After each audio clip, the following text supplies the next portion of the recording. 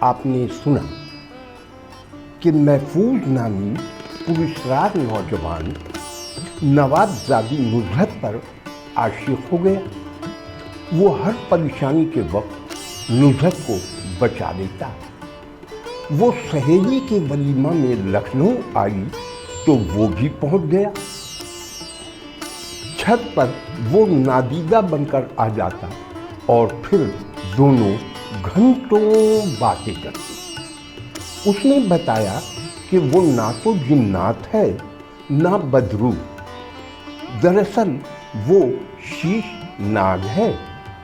شیش ناگ میں ایک ایسی قوت ہوتی ہے کہ 100 سالہ زندگی گزار لے تو اس میں بہت ساری پراسرار قوتیں آ جاتی ہیں۔ وہ جب چاہے جس شکل میں چاہے خود کو ڈھال سکتا ہے۔ وہ اپنی کہانی سنا رہا تھا کہ جیسے ہی اسے خطرہ محسوس ہوا کہ اس کی ماں اسے کھا جائے گی، وہ خود کو بچانے کے لیے تیزی سے دوڑا، کیونکہ اس نے دیکھ لیا تھا کہ لمبے لمبے ریشے جیسے اس کے بھائی بہنوں کو اس کی ماں کھا رہی تھی۔ اب آگے کی کہانی سنیں۔ دیوار سے ٹیک لگا کر بیٹھنے کے بعد نصرت نے کہا، ہاں اب بولو، بقیہ کہانی بھی سنا دو۔ محفوظ نے کہا، مجھے خطرے کا احساس ہوا تو میں نے پانی میں چھلانگ لگا دی۔ پانی کا تیز بہاؤ مجھے اپنے ساتھ بہاتا ہوا لیے جا رہا تھا۔ ڈھلان کی طرف میں بہتا چلا جا رہا تھا کہ ایک تیز لہر نے مجھے ڈالی کے ساتھ اچھال دیا۔ کنارہ مجھ سے زیادہ دور نہیں تھا، اس لیے لہریں بھپر رہی تھیں۔ ہر بار میں کنارے کے کچھ اور نزدیک ہو جاتا۔ کافی دیر تک یہ سلسلہ جاری رہا، پھر وہ ڈالی کنارے سے جا لگی اور میں چھلانگ مار کر خشکی پر جا پہنچا۔ پانی سے کئی گنا زیادہ خطرہ خشکی پر تھا، اس لیے میں فطرت کے مطابق کہیں چھپنے کی جگہ تلاش کرنے لگا۔ وہ علاقہ پتھریلا تھا، جا بجا پتھریلی چٹانیں تھیں جن کے رکنوں میں چھپا جا سکتا تھا۔ میں نے ایک دراڑ تلاش کر لی اور اس میں اترتا چلا گیا۔ کچھ دور جاتے ہی میرا دل خوشی سے جھوم اٹھا، کیونکہ آس پاس پیٹ بھرنے کا سامان وافر مقدار میں نظر آ رہا تھا۔ مجھے احساس تھا کہ یہی میری غذا ہے، اس لیے مکمل طور پر تسکین حاصل کر لیا کرتا تھا۔ ہر روز صبح سویرے شبنم اور مٹی چاٹ کر میں دوبارہ اپنی کمین گاہ میں لوٹ آتا۔ تیسرے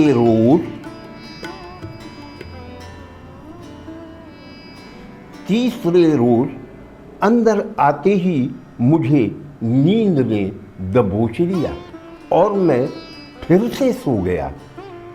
اس بار بھی 6 ماہ کے لیے سویا تھا۔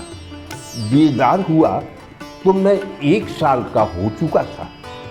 اب تک میری غذا یہی تھی، مگر اب احساس ہوا کہ کچھ اور بھی ضروری ہے۔ زندہ رہنے کے لیے کچھ اور آنا ضروری ہے۔ اسی ضرورت کے تحت میں انگڑائی لے کر اپنی کمین گاہ سے باہر نکلا تھا۔ رات کے اس پہر جب 14ویں کا چاند پوری آب و تاب سے آسمان پر بادلوں سے اٹکھیلیاں کر رہا تھا، میں سرسبز میدان میں نکل آیا تھا۔ میں جس جگہ رہ رہا تھا اس کی جانب ندی کا کنارہ تھا تو دوسری جانب کھلا میدان۔ اس میدان میں دور تک فرش مخملی بچھا ہوا تھا۔ گھاس کے اس پھیلے قطع پر میں آگے بڑھ رہا تھا جیسے پورے قطع ارض کا مالک میں ہی ہوں۔ تبھی میرے نتنوں سے ایک مشہور کن خوشبو ٹکرائی تھی۔ جی ہاں، اسے خوشبو ہی کہوں گا، کیونکہ جس کی جو غذا ہوتی ہے وہ اسے دور سے محسوس کر لیتا ہے۔ مسلمان گوشت کی خوشبو پسند کرتے ہیں، بہت دور سے محسوس کر لیتے ہیں، مگر وہی خوشبو اگر کسی بودھ یا سناتن دھرمی ہندو کے نتنوں سے ٹکرائے تو وہ منہ بنا لے گا، گویا کسی ایک کا من بھاتا کھاجا کسی دوسرے کے لیے ناپسندیدہ قرار پاتا ہے۔ خیر، اس خوشبو نے مجھے مشہور کر دیا تھا اور میں نہایت سرعت سے اس کی طرف بڑھتا جا رہا تھا۔ میں اس تیزی سے اس کے سر پر پہنچا تھا کہ وہ سنبھل ہی نہ سکا اور میں نے اسے اپنے شکنجے میں جکڑ لیا تھا۔ وہ ایک مردہ تازہ چوہا تھا۔ اس چوہے کا شکار میرے لیے لذت بخش ثابت ہوا۔ میرے اندر نئی توانائی آ گئی۔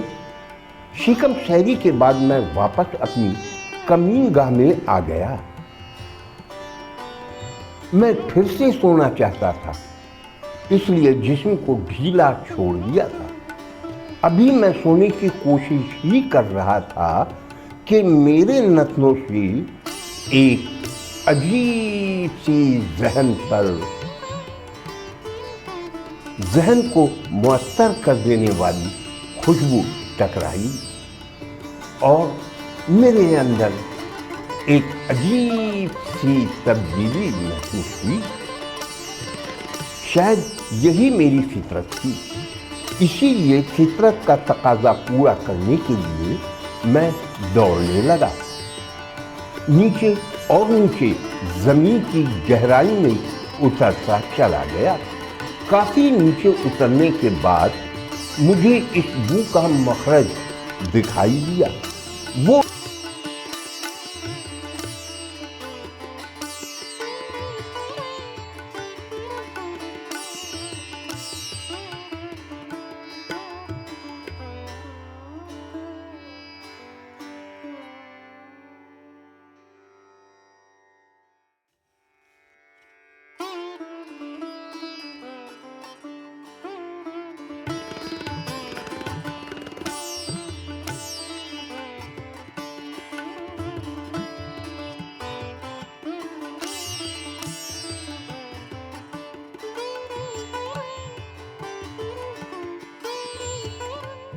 آیا، وہ تمام سانپوں میں سب سے معمر نظر آ رہا تھا۔ اس نے تعظیم دے کر نہایت ادب سے کہا، آقا، آپ شاہی نسل کے ہیں اور ہم سب کمتر نسل کے، اسی لیے ہم آپ کی تعظیم میں رک گئے۔ آپ کی زیارت کے پیش نظر احتراماً ہم نے آج کا ملاپ منسوخ کر دیا ہے۔ کچھ ہی دوری پر ہماری بامبی ہے، برائے کرم وہاں چلے چلیے، کچھ دن آرام کر لیں، پھر جہاں جانا چاہیں چلے جائیے گا۔ میں آوارہ گرد بن چکا تھا، کوئی مستقل ٹھکانہ نہیں تھا، اس لیے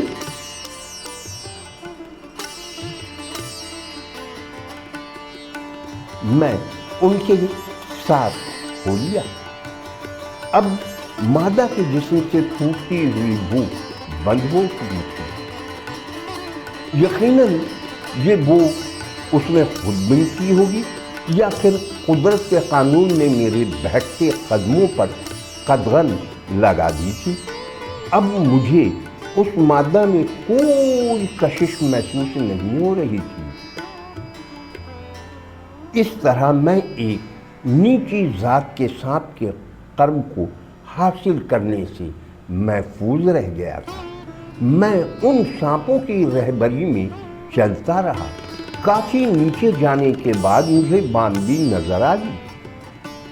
محفوظ بول رہا تھا اور میں حیرت سے مورت بنی اس کی عجیب و غریب باتیں سن رہی تھی۔ یہ کیسی عجیب بات تھی کہ اس وقت میرے سامنے ایک ایسا شخص بیٹھا تھا جو خود کو سانپ کہہ رہا تھا۔ اگر میں اپنی آنکھوں سے اس کی کچھ عجیب باتیں نہ دیکھ لیتی تو یہی سمجھتی کہ وہ جھوٹ بول رہا ہے۔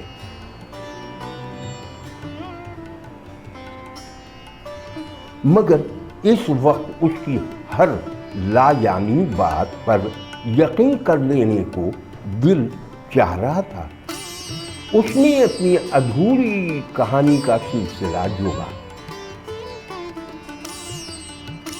دھیرے دھیرے اس نے دوبارہ سے اپنی کہانی شروع کر دی۔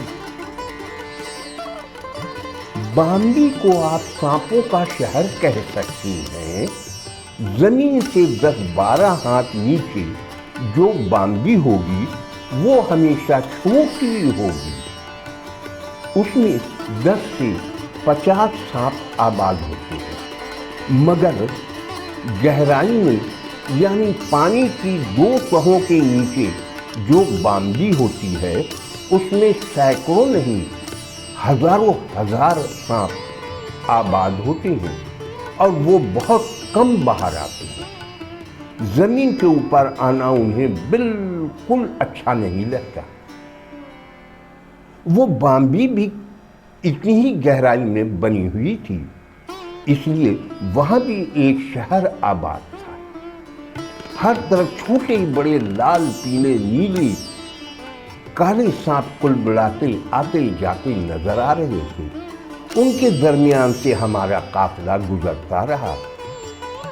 میں جس طرف سے بھی گزرتا سب کے سب تعظیم سے دیر رک جاتے۔ مجھے اپنی اہمیت کا اندازہ اب ہو رہا تھا۔ فخر سے میں پھولے نہیں سما رہا تھا، مگر کچھ ہی دیر میں مجھے احساس ہو گیا کہ پورے بامبی میں سوگ کی فضا طاری ہے۔ پتہ کرنے پر معلوم ہوا کہ 2 روز پیشتر یہاں کا بوڑھا بادشاہ اپنی عمر طبعی کو پہنچ کر مر گیا ہے۔ سانپوں میں ووٹنگ سسٹم تو ہے نہیں کہ فوراً کسی اور کو منتخب کر دیا۔ ہمارے یہاں تو در نسل سرداری چلتی ہے، یعنی ازل سے یہی ہوتا آیا ہے کہ ایک خاص نسل کو حکمرانی کا حق حاصل ہے۔ سانپوں میں صرف شیش ناگ حکمرانی کر سکتا ہے۔ بادشاہ کی رانی نے اپنے کسی بچے کو زندہ رکھا نہیں تھا، اس لیے سب منتظر تھے کہ کسی دوسری بامبی سے کوئی شیش ناگ آ جائے، اور میں آ گیا۔ مجھے دیکھتے ہی ان سب نے مجھے اپنا بادشاہ منتخب کر لیا۔ اب میں اس بامبی کا بادشاہ تھا۔ میرا حکم آخر مانا جاتا تھا۔ زندگی پرتعاش بن گئی تھی۔ پرانے بادشاہ کی بوڑھی رانی نے میری طرف بڑھنا چاہا، مگر میں نے اسے روک دیا۔ اس دوران میں کہیں سے ایک اور شیشناگ کا بچہ گھومتا گھامتا آ گیا۔ اس نے اپنا نام شیبا بتایا۔ شیبا کے آ جانے سے کہانی نے ایک نیا موڑ لے لیا ہے۔ شیبا کی اصلیت کیا تھی؟ شیبا نے کیا گل کھلائے؟ نصرت کے ساتھ کیا کچھ ہوا؟ یہ اگلی ویڈیو میں ملاحظہ کریں۔